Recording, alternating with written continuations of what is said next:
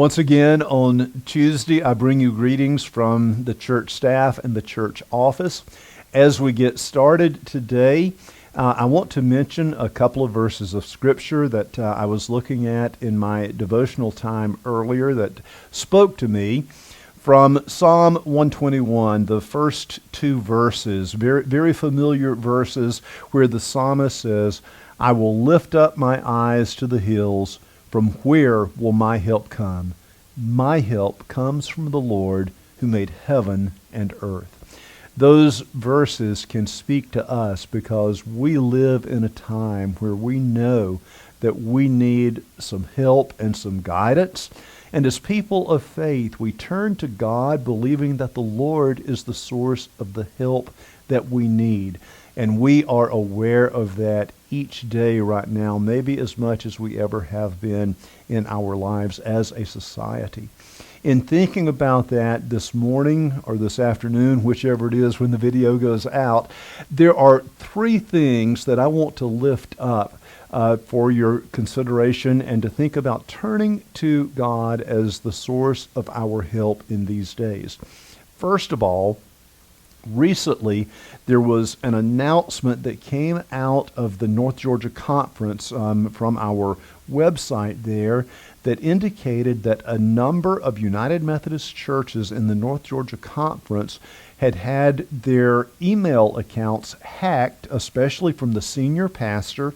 And there were people that had hacked into that through the conference website and were using that to send out emails to members of the congregations soliciting funds, or in the most common thing, soliciting gift cards to be purchased and sent. That announcement came out just recently, and then over the last week, I've had 3 people from our congregation to tell me that they got an email that had my name attached to it that was soliciting funds for gift cards to be purchased. And this is obviously a scam. And a couple of things from that. I want you to be aware that that is going on, for you to have a heightened awareness. But a couple of things from that, just to be very clear.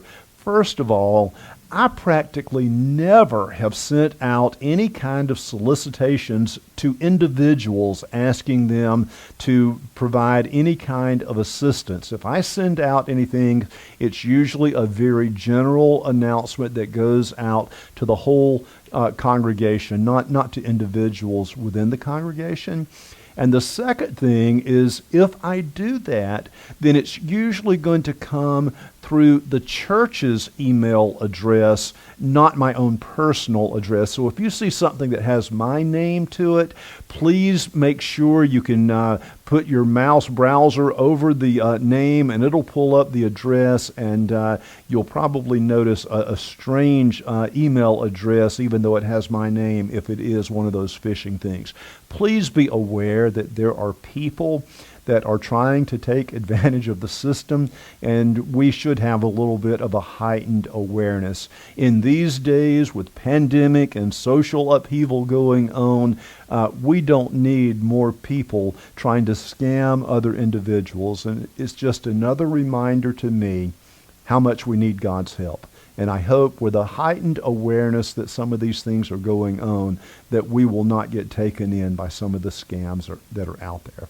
That's the first thing that I wanted to mention today. Just please be aware that if you get an email that looks suspicious, it probably is suspicious. The second thing that I want to lift up today involves the back-to-school focus that is going on right now, whether that is in our local school systems or colleges and universities. We are trying to get people back into the schools, and there's such a balance that is going on there right now. We understand how important it is for people to be in those face-to-face environments for learning to take place. We know how important the socialization is. We understand that with small children, especially, how much they need structure and routine in their lives. And we try to balance that structure and routine that comes from in-person learning with the issues that involve safety and health considerations to try to keep our children safe. And somewhere in there, there's got to be a balance. So as we try to begin a school year, and as more and more schools are trying to open with in-person gatherings, this is a time for us to really lift up in prayer our teachers and our school administrators, our students and our parents. The school year affects all of us in some way, and this is a time for us to acknowledge that we need God's grace and God's strength. Our help truly comes in the name of the Lord, and in these days of uncertainty, with the beginning of a new school year, we want to support those families and the teachers and administrators that are directly involved in the schools. We know that we need the Lord's help in this time, and I ask you to please keep these people in your prayers as we try to move back towards in-person gatherings being able to take place in a safe manner, and also for us to have a prayerful sensitivity to knowing when it might not be healthy to gather in person. This is a time that we want to lift up our school systems.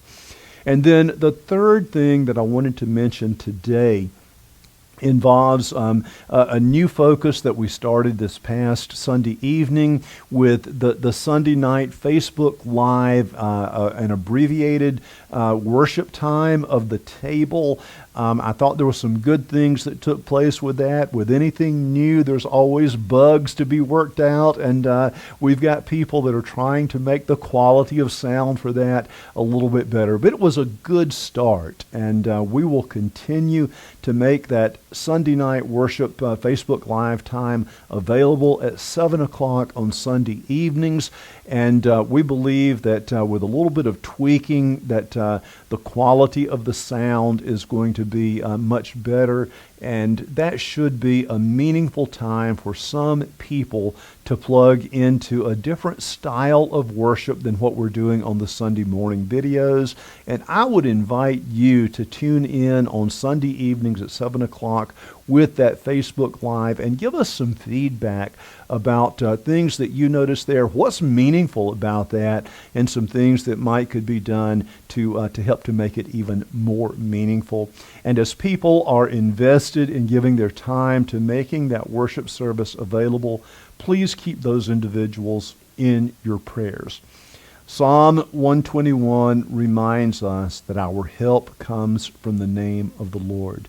And in these days, whether it is with people that are trying to scam others, or whether it's back to school and all the in-person